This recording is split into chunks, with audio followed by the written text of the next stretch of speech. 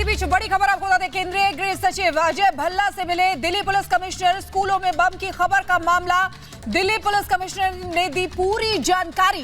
बम की खबर पर पुलिस के एक्शन की जानकारी दी है। केंद्रीय गृह सचिव से मिले हैं दिल्ली पुलिस के अधिकारी। ये बड़ी खबर आपको बता रहे हैं। जो भी जांच चल रही है उसकी जानकारी पूरी दी गई है। दिल्ली के सीपी उनसे मिले हैं। स्कूलों में बम की खबर का मामला है। दिल्ली पुलिस कमिश्नर ने पूरी जानकारी केंद्रीय गृह सचिव को दी है। देखिए, लगातार जांच जारी है और हर चीज के तह तक पहुंचा जा रहा है। जांच चल रही है कि आखिर ये किसने ईमेल्स इतने भेजे हैं। 50 से ज्यादा स्कूलों को बम की धमकी का मामला। और जतिन हमारे साथ सीधे ग्राउंड जीरो से जुड़ गए हैं, उनसे बात करते हैं। जतिन, ओवर टू यू, क्या जानकारी मिल रही है? आज बिल्कुल देखिए, दिल्ली पुलिस कमिश्नर केंद्रीय गृह सचिव अजय भल्ला से मिले हैं। दरअसल उन्होंने पूरी जानकारी दी कि आज किस तरीके से 80 से भी ज्यादा कॉल दिल्ली में फायर डिपार्टमेंट ने रिसीव की और हर एक कॉल पर दिल्ली पुलिस ने किस तरीके से रिस्पॉन्ड किया। हालांकि दिल्ली पुलिस कमिश्नर ने केंद्रीय गृह सचिव को इस बारे में भी बताया कि हर स्कूल को 2 बार जो है वो सैनिटाइज किया गया है। कुछ भी सस्पिशियस अंदर नहीं मिला है। साथ ही आपको बता दें कि किस तरीके से ये थ्रेट कॉल दिल्ली के अलग अलग स्कूलों में भेजी गई, अभी तक की इन्वेस्टिगेशन क्या कुछ कह रही है, ये सभी जानकारी दिल्ली पुलिस कमिश्नर ने केंद्रीय गृह सचिव को दी है। आपको बता दें कि अलग अलग एजेंसीज दिल्ली पुलिस की, चाहे वो क्राइम ब्रांच हो, दिल्ली पुलिस की स्पेशल सेल हो, वो इस पूरे मामले को इन्वेस्टिगेट कर रहे हैं। और अभी तक इनिशियल इन्वेस्टिगेशन में ये चीज साफ आई है कि 80 से भी ज्यादा दिल्ली के जिन स्कूल्स में थ्रेट मेल भेजा गया है वो किसी एक सोर्स से भेजा गया है, यानी कि एक आईपी एड्रेस डिटेक्ट किया है और जो मेल थ्रेट मेल किए गए हैं उस पर कंटेंट भी ऑलमोस्ट सेम है। उस कंटेंट को भी एनालाइज जो जांच एजेंसी है वो कर रही है कि किस तरीके से कौन सा संगठन इस तरीके का कंटेंट का इस्तेमाल करता है, क्योंकि जो भाषा इस थ्रेट मेल में लिखी गई है वो काफी जिहादी टाइप की भाषा है और इसी को एनालाइज अब सुरक्षा एजेंसी जो है वो साफ तौर पर करती नजर आ रही है। और दूसरा, इस केस में इन्वेस्टिगेशन ये बता रहा है कि रूस के कुछ आईपी एड्रेस की जो लैंग्वेज है वो थ्रेट मेल भेजने वाले आईपी एड्रेस में डिटेक्ट की गई है और इस बात की आशंका को देखते हुए तमाम जो सेंट्रल एजेंसीज है वो भी अब इस पूरे मामले को इन्वेस्टिगेट करती हुई नजर आ रही है। मेरे पीछे आप ये संस्कृति स्कूल देख रहे हैं, नई दिल्ली का ये स्कूल है। अब से कुछ मिनट पहले बम डिस्पोजल स्क्वाड यानी कि बम स्क्वाड एक बार फिर से स्कूल में पहुंचा है। इससे पहले क्राइम ब्रांच की टीम यहां पर थी। क्राइम ब्रांच की टीम ने अंदर उस सभी इलेक्ट्रॉनिक गैजेट्स को खंगाला है जिन गैजेट्स पर जो थ्रेट मेल इस स्कूल ने रिसीव की है, उसके आईपी एड्रेस के बारे में जानकारी क्राइम ब्रांच ने जुटाई और अब से कुछ बिल्कुल जतिन, आप तमाम जानकारी दे रहे हैं, लेकिन इस बीच बड़ी खबर सामने आ रही है। दरअसल बड़ी खबर, फायर कंट्रोल रूम का बयान आया है सामने कि अब तक 80 से ज्यादा कॉल मिली हैं। यानी कि अलग अलग स्कूल, जो बता रहे थे हमारे सहयोगी जतिन भी, कि 80 से ज्यादा ऐसे स्कूल हैं जिनको इस तरह की कॉल आई, यानी कि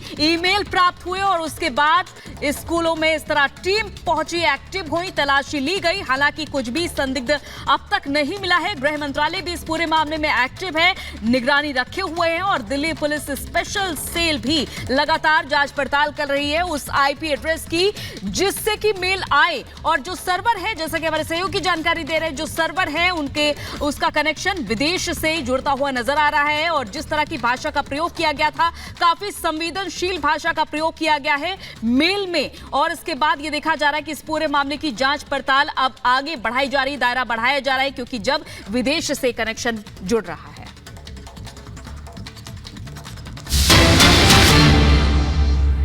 गांधी का यह सपना था कि भारत एक अंतर्राष्ट्रीय जगत में इसका मस्तक ऊंचा हो।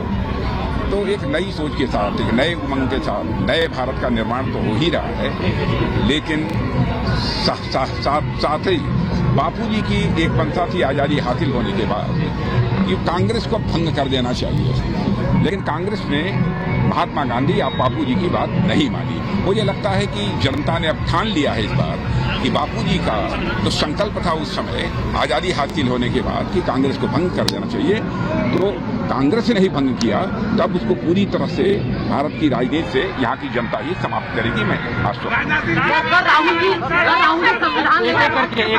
संविधान में परिवर्तन, देश की जनता को गुमराह करके देश की जनता की आंखों में धूल झोंक ये लोग समर्थन हासिल करना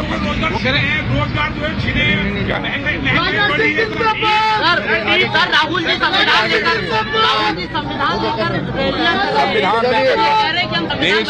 देश की जनता को गुमराह कर रहा है। संविधान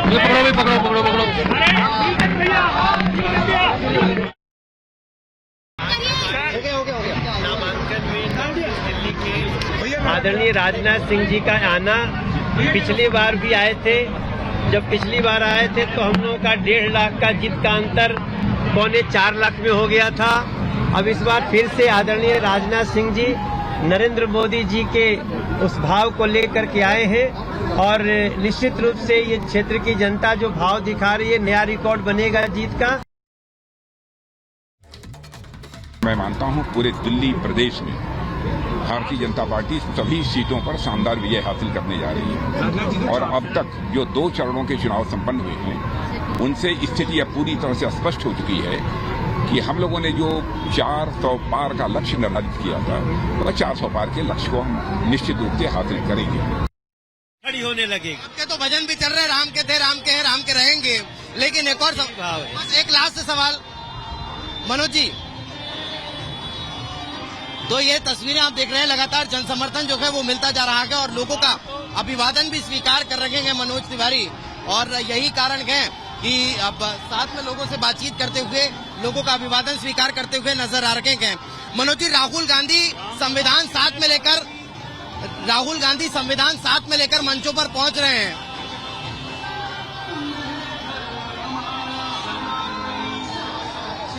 मनोज जी, राहुल गांधी संविधान लेकर मंच पर पहुंच रहे हैं और कह रहे हैं कि ये लोग संविधान बदलेंगे, हम संविधान को बचाने वाले हैं।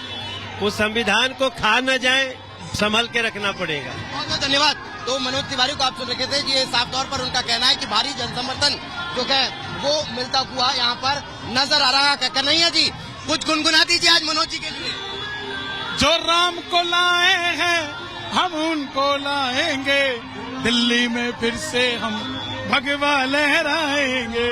जी थैंक यू, बहुत धन्यवाद। तो दिल्ली में एक बार फिर से भगवा लहराने के लिए बीजेपी आश्वस्त नजर आ रही है।